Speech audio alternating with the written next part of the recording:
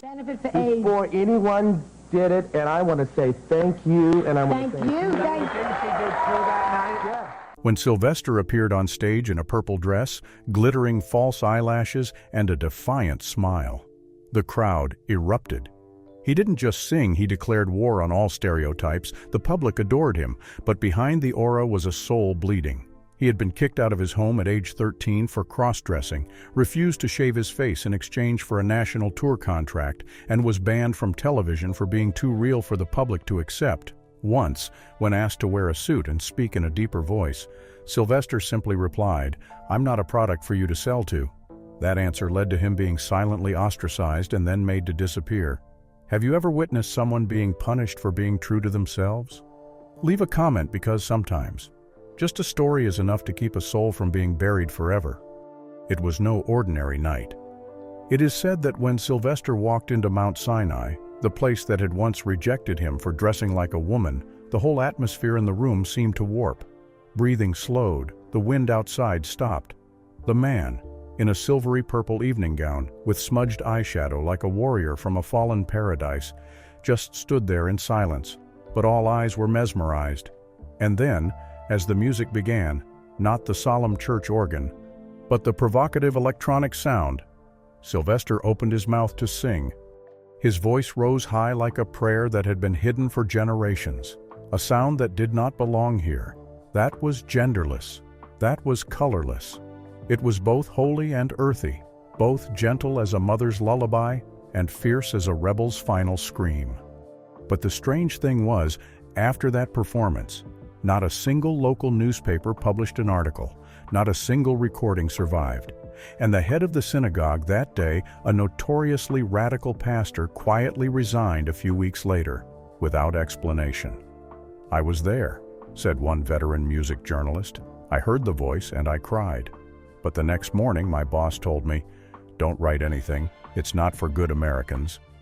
I still have the recording, but I never published it." Why? Because Sylvester was not a product to be controlled. He was an explosion, a storm, a question society didn't want to answer. When Sylvester appeared on the San Francisco disco stage with bright makeup and a smile that smacked straight into stereotypes, the crowd went crazy. People didn't dance to the music. They danced to see themselves, the homeless souls, incarnated before their eyes in flesh and blood. "He reminds me of Jesus, if Jesus wore a sequin jumpsuit," one female fan exclaimed after the concert. "But why has such a voice, such a sensation? Never been to the Super Bowl, never been inducted into the Rock and Roll Hall of Fame, not even had a Netflix documentary like many of his contemporaries. Some say he's too rebellious, some say he's too feminine, but a former national television production assistant revealed, "We had plans to have Sylvester on a primetime show. The script was written, but just one night before filming, someone from the outside called the director's office. After that phone call, his name was taken off the list, forever." What was said in that phone call? Who was behind it? Internal records from Fantasy Records, which released Sylvester's albums, show that at least 3 promotional contracts were canceled in 1979, 1980, just as You Make Me Feel Mighty Real climbed the Billboard charts. The reasons are unclear. There is only a handwritten note in the margin of the draft contract, written in red pen, "Too risky for public image. Hold still." Hold still. You see? Sylvester wasn't just rejected for being different. He was silenced. Some force nameless, faceless but powerful, was actively erasing him from popular memory. Not because he wasn't talented enough, but because he dared to exist without permission. The question is, if Sylvester had been born white, would that voice have been heard at the Oscars if he had been a straight man wearing a suit instead of a purple dress? Would America have erected a statue of him if you've ever danced to a disco beat without knowing the name of the person who made your heart flutter? If you've ever seen someone dismissed for being authentic, like this video as a way to reclaim the justice that was taken away in silence? We're embarking on a journey of deep exploration, not just to understand Sylvester, but to give voice to the souls who have been erased by the false lights of Hollywood. Are you ready? When the stage lights go out, when the applause dies down. What remains around Sylvester is not the applause, but the silence of loneliness. You see a diva standing on the brilliant stage, but have you ever wondered what child grew up in the darkness to create a man who dares to live so truly? Sylvester was born in Watts, Los Angeles, where gunshots and prayers ring out every night. From a young age, the boy could not hide himself, while other boys learned to brace themselves to look like a man. Sylvester stole his mother's high heels, passionately twirling in front of the mirror like a little goddess who had not yet had a name. It was his mother, a devout follower of the church, who first declared that her son was not an ordinary person. Once, when she caught Sylvester wearing lipstick and lip-syncing to Aretha Franklin, she didn't scold him. She slapped him so hard that he bled, then whispered, "You're insulting God." Sylvester was kicked out of his home at 13. No apology, no goodbye hug, just a bag of old clothes, a few coins, and a body that no one wanted to touch. Can you imagine a child wandering in the heart of a broken city where racial violence and homophobia mixed like toxic fumes? But it was there, in the basement of a nightclub in San Francisco's Tenderloin neighborhood, that Sylvester found his voice, and his first audience were people who were outcasts like him: prostitutes, drag queens, transgender people, black people kicked out of their families for loving the wrong person. It was they, the ghosts of society, who raised their heads and cried when they heard Sylvester sing his first song, "God Bless the Child." From there, the boy who had been kicked out of church began to walk a path that no one else dared to tread. He didn't sign with a major label right away. He joined avant-garde groups like the Coquettes, where the stage was the only place where you could be yourself without being judged. In the early 70s, Sylvester sang to a distorted piano in small nightclubs, where sweat and sex mingled. But audiences' eyes lit up as if they were witnessing miracles.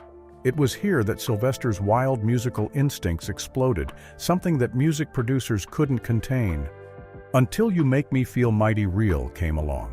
It wasn't just a disco song, it was a declaration, a scream in the middle of the night: "I exist, and I'm not sorry for it." It set dance floors ablaze, leaving people gasping in the swirling lights. But while the song was playing in clubs from New York to Paris, on American television, Sylvester's face was cropped out, even blurred out in some promotional videos. Why was Donna Summer also disco, also sexy honored? But Sylvester was not. Why could Diana Ross wear glitter and be called an icon, while Sylvester was labeled morally challenged? A music promoter once confessed, "We love his voice, but we can't sell that image to the masses." People would be horrified to see a black man in a dress singing love songs. They didn't hate his voice. They just hated that it came from a body that wouldn't bow its head. Perhaps the most painful thing was not the rejection, but the distortion. A record label once asked Sylvester to change his stage name, hide his true gender, and make a gospel album to restore his image. He just smiled and said, "God won't sign you." What if you sang with all your soul, but the world only heard half of it, then muted the rest because it didn't suit their taste? Talent is a gift from heaven, but if it wasn't accompanied by social approval, would that gift be rejected? Just look at how many black and gay artists have tried to scream with their real voices, but were forced to sing with someone else's voice. How many Sylvester stories have been distorted to fit the television screen, perhaps, in this fractured entertainment world? The person with the most beautiful voice is the one who is forced to be silenced the most. And you, would you choose to listen to the voice that the world has muted? There is a chilling truth that few people know. Sylvester's voice was not only stifled by prejudice, but also by a quiet power that did not require firing a shot, just signing a contract and making a phone call. "When You Make Me Feel Mighty Real" became a national phenomenon. Sylvester did not rest on his laurels. On the contrary, it was at that time that darkness began to follow him. At first, everyone was excited, said an organizer who invited him to New Orleans for a disco festival. But after an internal meeting, I got a message from a big sponsor. They made it clear if Sylvester performed, they would pull out. The reason: not fitting the public image. That seemingly harmless phrase is actually a death sentence for thousands of artists who are different, who refuse to bend, who refuse to live a fake life. Sylvester is one of them. Since 1979, he has been speaking out strongly for the rights of LGBT artists of color. In an interview, when asked, "Do you think America is ready to accept a black gay artist?" Sylvester replied with a calm smile, "No, but I don't need their readiness to exist." That statement shocked the press. Some stations canceled the interview. Many people thought he had just shut down his own career, but Sylvester did not stop. During a performance in Chicago, amid thousands of cheering audiences, he stopped and said loudly into the microphone, "I am gay, I am black, and I am proud of both." The statement seemed like a free statement, but for those behind the scenes, it was an unforgivable challenge. The next day, major newspapers did not report on the legendary concert, but only carried small, cold, abbreviated lines. Gay singer publicly came out during the show. Some audiences were upset. Less than a month later, his tour in the South was canceled without reason. An advertising contract with an audio brand fell apart. A documentary project started with a black African director, but also suddenly lost funding. And then the wave of silence began to cover. Sylvester's former manager, Marty Barnes, recalled an experience that haunted him for life. A national tour company invited us to a meeting. Everything was going well. But before leaving the room, the program director turned to me and said very softly, "But remember, next time you come back, tell Sylvester to shave his face, wear a man's suit, and speak in a deeper voice. That's how we sell black artists." When he told Sylvester this, he smiled, a smile that was neither happy nor angry, just heartbreakingly sad. "If I have to wear a suit to sing, I'd rather keep quiet." But the silence that Sylvester accepted was not surrender. It was a protest.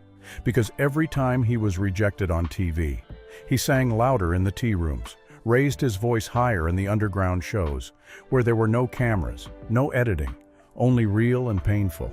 But a voice cannot protect a person from the power of money. In 1980, a small San Francisco newspaper published an article titled, "Man Cut from TV for Being Real." The next day, the paper received a letter threatening to sue for defaming the media industry. The editor was fired. The article was taken down. No one ever mentioned it again, on one rare occasion. Sylvester was invited to appear on a popular talk show at the time, but when he arrived, he found that he had no seat on stage. The producer told him to sit backstage and sing a verse, then leave, because the main guest was uncomfortable with his presence. Sylvester did not sing. He left the set that night. He once confided to a close friend, "I'm not afraid of dying. I'm afraid of being forgotten. I don't want my voice to be an echo in a deserted alley just because I'm not what they want me to be." So what made America, the cradle of freedom and creativity, have no place for someone like Sylvester? Was he too free? Was he living proof of something society always tries to hide, that beauty, talent, and truth sometimes do not come from easily marketable models? Later, someone investigated a major media company during that period. They discovered a list of names not allowed in prime time.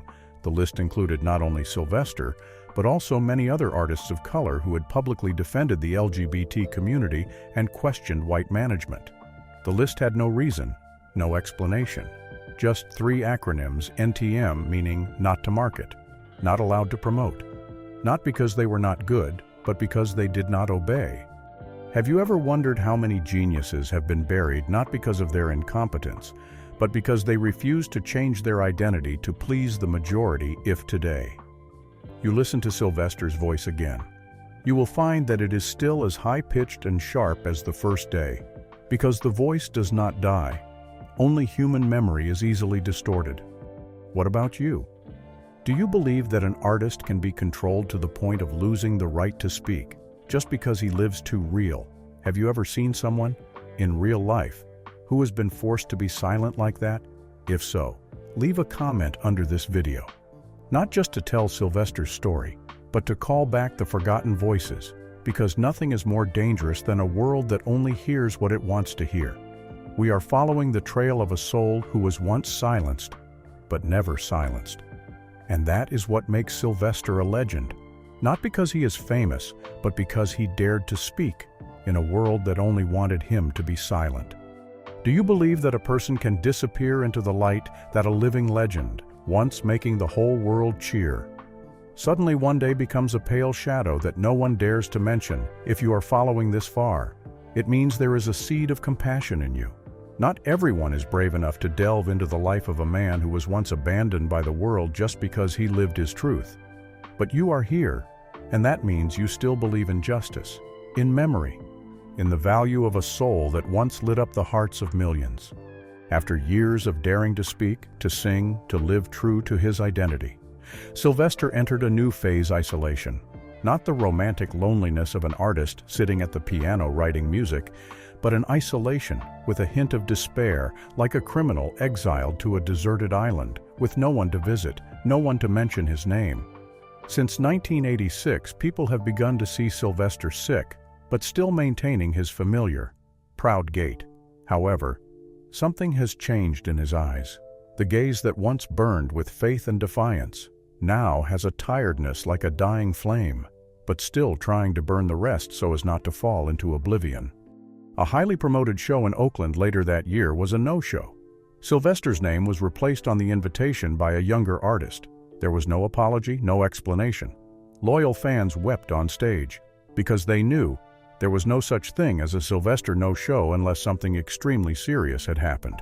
We were scheduled to record 3 new songs. Recalled an old friend, a sound engineer who had worked with Sylvester for many years. But when I got to the studio, the door was locked. All the equipment, the recordings, the files were gone. No messages, no one would answer. Strangely, just 3 weeks earlier, Sylvester had called excitedly to say that he was preparing to release his final album, a declaration of farewell to the world through music. But since that phone call, he had all but disappeared. No new shows, no public appearances, not a single article was written about him again. A young singer who met him by chance in a small restaurant in the Tenderloin said I recognized him right away. But Sylvester looked different. He was skinny, wearing an old sweater, a baseball cap that covered half his face. I walked up to him and he smiled, but something made me choke. That smile was like that of someone who had been forgotten for too long. The story began to take a mysterious turn when the music contracts Sylvester had signed, with terms that guaranteed the release of his final album, were suddenly torn up. His legal representative at the time refused to speak to the press. Even close friends did not know who controlled his money, his house, or his music rights. We were ordered to clear all of Sylvester's master recordings from storage, says an anonymous source who worked at Fantasy Records. The official reason was closing the archives. But none of us believed that. There were precious demos that were burned in the post-production room, and when we asked why, the only answer was no one was allowed to remember him the way he wanted to be remembered. At the same time, a San Francisco hospital quietly admitted an unnamed patient, a prominent black homosexual with terminal AIDS, according to medical staff. No one confirmed that it was Sylvester, but 2 weeks later, the news of his death was sent to the media. Do you find anything strange? A major artist, famous across Europe and America, with millions of records sold, died in silence, without a press conference, no public funeral, no memorial from the mainstream music industry. His immediate family did not speak out.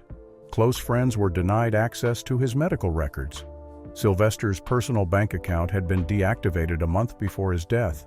His record label claimed not to know his whereabouts and refused to answer questions about unreleased music rights. Are you wondering what really happened? Some theories suggest that Sylvester was forced to sign a copyright waiver before he was hospitalized. Some relatives say he once said, "If anything happens, come to Studio 3 in Oakland, everything I left behind is there." But when the friend arrived, the studio was locked, with no trace of Sylvester left. What happened in the final months of his life? Who was it that approached him when he was at his weakest? And why did the entire creative legacy of an iconic artist suddenly disappear? This was no longer a tragedy, it was a cultural disappearance, a memory killing. Could it be that Sylvester's flamboyant existence with his purple dress, his angelic voice, his unyielding heart feared someone so much that they wanted to wipe him off the American musical map? If you have come this far in your journey, you are more than just a spectator. You are a keeper of memories, someone who understands that behind every broken voice is a soul that has been beaten down by a world that refuses to listen. Have you ever seen someone, in real life, rejected by the world at their weakest? Like Sylvester, keep that question in your heart, and if you have a prayer, a story, or an emotion, feel free to share it in the comments, because sometimes a flashback is enough to call back a soul that has been buried in silence. If death is an end, then Sylvester's life did not end. It was closed, like a coffin that was never properly opened, like a letter that was never sent, like a song that was cut off in the middle of a climax. After the name Sylvester James Jr. suddenly appeared in a brief press release announcing the death of a disco singer in late 1988, everything fell silent. No public funeral, no large-scale memorial service, no tribute show, just a name erased from mainstream music history, once again.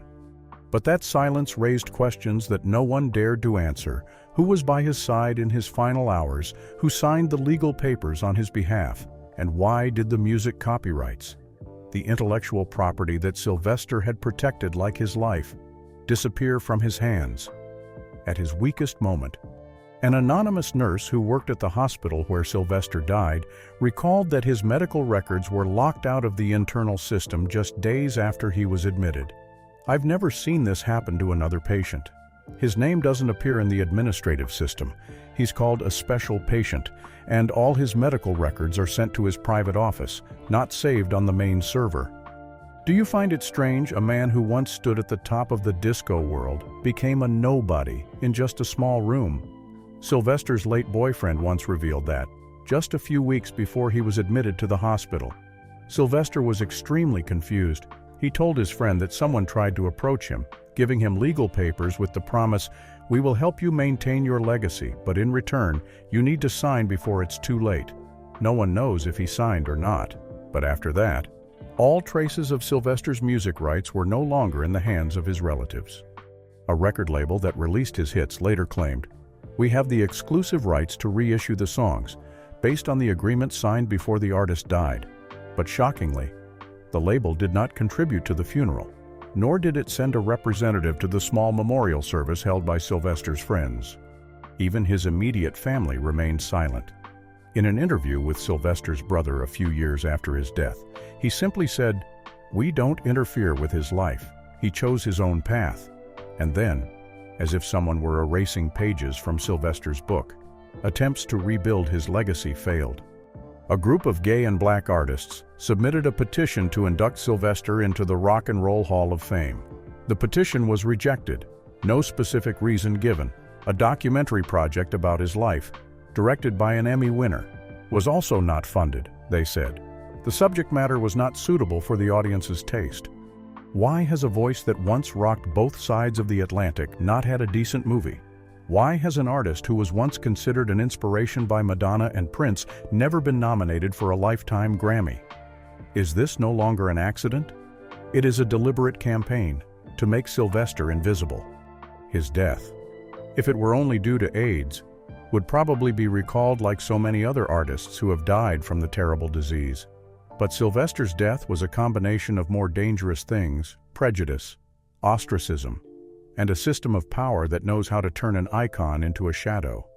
In a personal notebook lost after his death, Sylvester's close friend once read a hastily written line, "If I die, tell the truth. Don't let them write me in someone else's hand." But who will tell when those around him at the end of his life are deprived of information, when his legacy is scattered to many unclear sides, when the original documents, from recording contracts to personal diaries, suddenly disappear? Have you ever seen a death so ambiguous, a shining legend, dying without fanfare, without anyone taking responsibility, without anyone speaking up? The only thing left, perhaps, is the voice. Every time a Sylvester record is played, he is reborn. But how many times is enough when people continue to consume his music, reissue his records, but no one mentions his name in the ceremonies, when royalties still flow somewhere? But no one knows who is living off the legacy of the dead. And when we quietly listen to "Do You Wanna Funk" on a random disco playlist online, how many of us stop to ask ourselves, the man who sang this song, where in history is he now? It is time to face this painful question. Have we, as a society, allowed a brave man like Sylvester to die twice, once from illness, and once from oblivion? And if there is someone in your life who has been deprived of a voice, who has been rewritten by someone else, Do you have the courage to tell their story? If you remember hearing Sylvester sing, please keep that memory as a gift, as evidence, as a message from the small room where the truth was once locked up, because perhaps his most important legacy lies not in the studio, not on the charts, but in the hearts of those who dare to look at the truth, however unpleasant it may be. In a world where liars are often crowned heroes, and those who live truthfully are forced to retreat from the spotlight, Sylvester's passing is not just a loss, it is a warning, not just for artists, but for everyone who ever believed that being truthful would be enough to be loved. After you know the truth about the small room, about the documents that disappeared, about the voice that was suffocated by power, there will be a long silence inside you, a void that cannot be filled by disco, cannot be erased by dance, because you begin to realize what erased Sylvester from music history was not his lack of talent, but his refusal to apologize for himself. And then the question arises, as clear as a knife's edge, how many people like Sylvester have been silenced? How many artists of color, how many people in the LGBT community have spoken out at the right time and been punished for their honesty? We hear about the awards given, the medals pinned on our chests, the chart numbers. But is there a unit that can measure the pain of someone who is stripped of his honor while still alive? Has anyone ever asked why? Among the countless names carved into history, are so many people like Sylvester completely forgotten? An independent radio station held a memorial service for Sylvester in 1999. Only a few hundred people showed up, mostly old friends who had stood on the edge of the dance floor when he sang.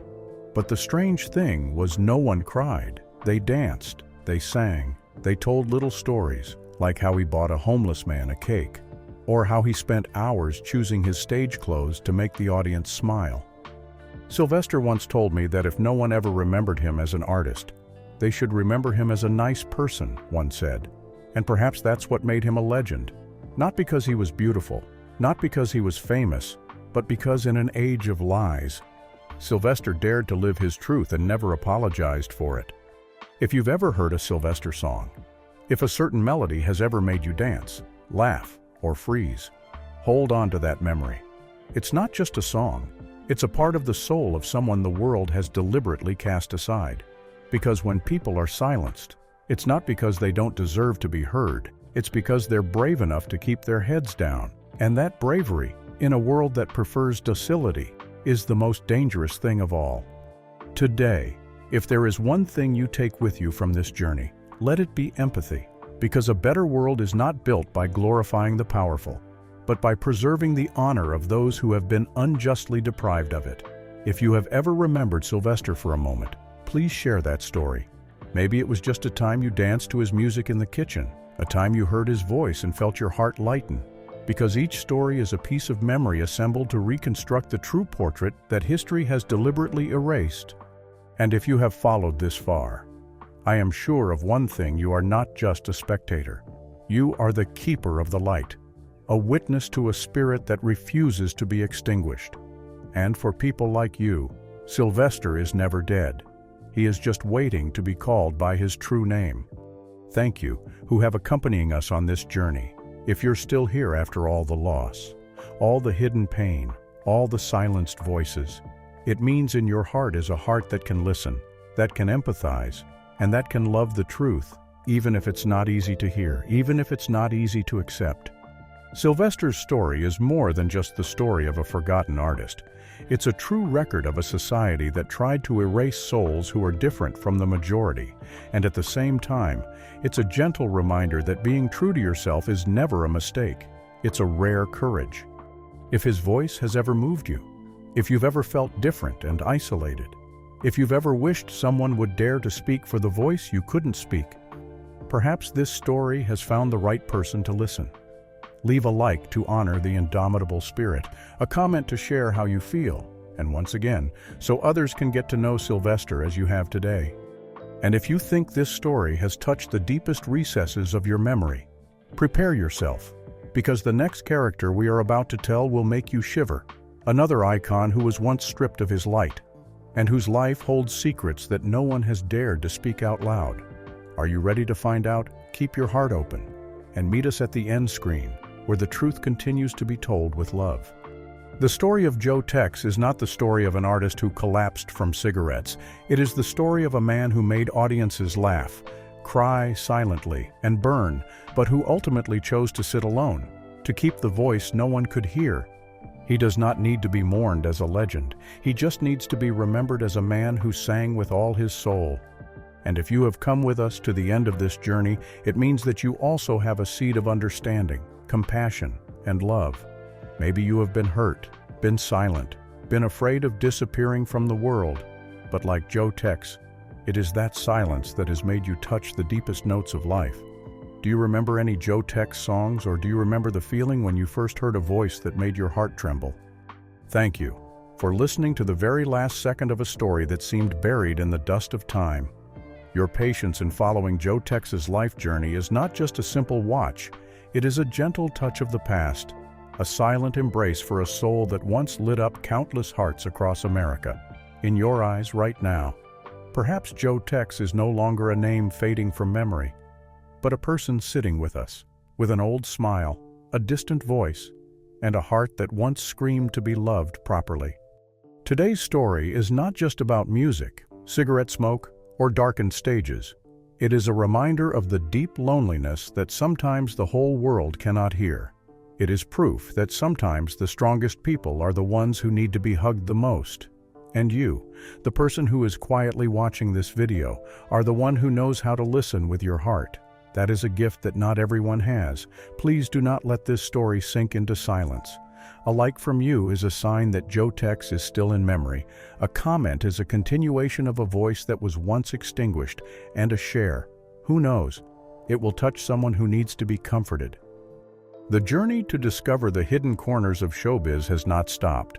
Behind every spotlight is a door that has never been opened. And in the next video, we will take you deeper into an even more mysterious, scandalous story about a legend who seemed invulnerable. Who would have thought that the man once hailed as immortal had such a haunting truth behind the curtain? Stay tuned for the ending screen, where the story begins. And now, thank you for keeping the flame of memory alive.